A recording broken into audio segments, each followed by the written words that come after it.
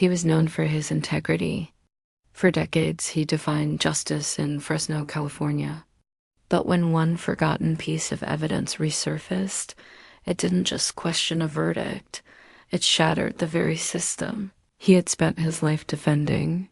The courtroom was packed that day. Sweat, silence, and suspense filled the air. Judge Malcolm Brewer, 62 years old, 35 years on the bench, sat tall behind the polished oak desk. His rulings were ironclad, his tone uncheckable. Compassion wasn't part of his reputation, conviction was. Across from him stood Ryan Hall, 24, a mechanic with a steady gaze and trembling hands. He'd been accused of armed robbery.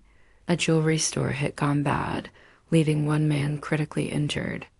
Ryan had sworn he was innocent since day one, but his words never stood a chance against the evidence stacked high against him. "Mr. Hollow," the judge began, his voice deep and commanding, "you stand convicted by a jury of your peers. Your crimes have caused irreparable harm. You've shown no remorse. Justice must be served." Ryan's mother sobbed softly in the back row. She wanted the court to see her son, not the case file, not the mugshot, just the boy who once dreamed of becoming a firefighter. But in that courtroom, the evidence spoke louder than any mother's tears. Eyewitness accounts, surveillance footage, and an anonymous tip that sealed his fate. The gavel came down hard. "I hereby sentence you to 60 years in state prison." The sound echoed final, absolute. Ryan didn't fight, didn't beg. He just turned to meet his mother's eyes one last time as the officers led him away in shackles. Judge Brewer returned to his chambers that night, the echo of his own verdict still ringing in his head. He poured black coffee, stared into the cup, and told himself justice had been done. But deep down, something unsettled him, a whisper he couldn't silence. The Holly robbery case became headline gold. A masked man, $150,000 in stolen jewels, a clerk clinging to life, and a young suspect whose fingerprints, the DA said, told the whole story. The jury took less than 3 hours to convict. Case closed. Justice served. Or so everyone thought. Months later, in the quiet of his study, Judge Brewer was reviewing documents for a separate case, allegations of police misconduct. And that's when he saw it, a name that stopped him cold, Ryan Hall. He flipped through the evidence log. An unsubmitted firearm, same make, same serial number. The very gun used in the jewelry store robbery, but it had been confiscated 2 days after the crime. In a completely different case, his pulse quickened. If the gun was in police custody after the robbery, then it couldn't have been used by Ryan. Someone had planted evidence. He cross-checked everything. And the truth began to take shape. The same detective who testified against Ryan was behind the anonymous tip and handled both cases. Brewer subpoenaed the tip line records. When they arrived, his blood ran cold. The call that condemned Ryan Hall came from a burner phone registered to that very detective. The setup was real.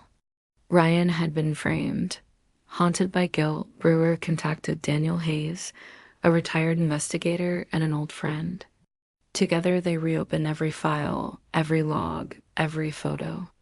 What they uncovered was worse than either imagined: altered reports, missing evidence, coerced witnesses. One clerk finally broke down. "I didn't want to lie," he confessed. "But Detective Lewis said if I didn't, I'd go to jail for obstruction." Emails recovered from Lewis's account confirmed it all. A plan to frame Ryan, fabricate evidence, and secure a conviction no matter what. Brewer felt his world crumble. The system he'd trusted his entire life was rotten at its core. Still, he made his choice. "We go public," he told Hayes, "no matter what it costs." The motion to reopen Ryan's case hit like a bombshell. News outlets erupted. Some hailed Brewer a hero.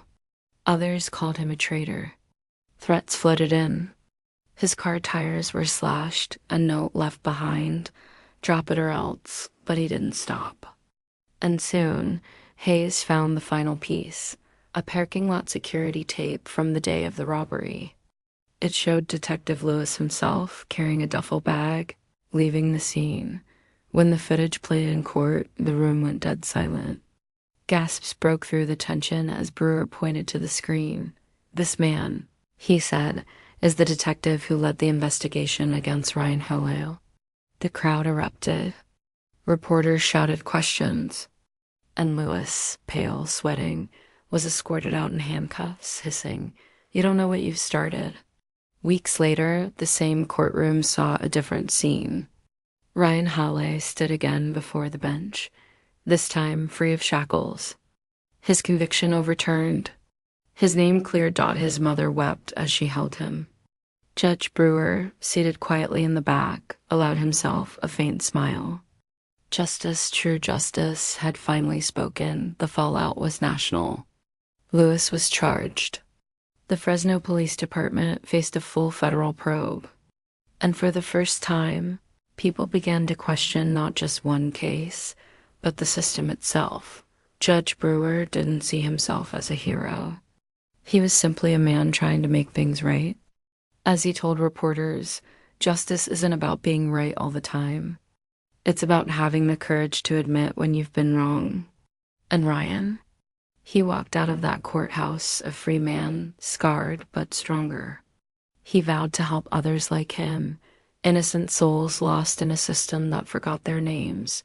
The story of Judge Brewer and Ryan Hallway isn't just a tale of guilt and redemption. It's a reminder that justice isn't infallible, it's human. And sometimes the fight for truth doesn't end in the courtroom. It begins there,